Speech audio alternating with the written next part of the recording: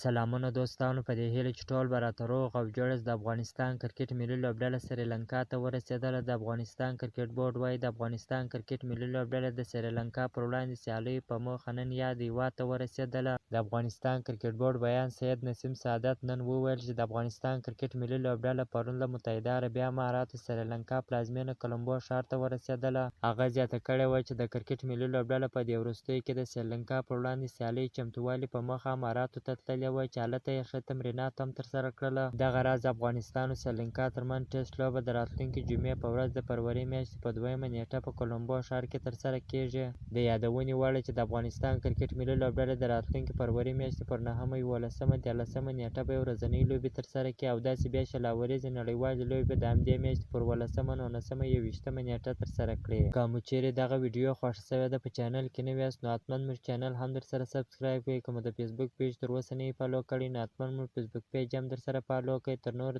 تازه معلوماتو لپاره زموږ سره اوسئ. تر بلې ویډیو پورې د الله په امان.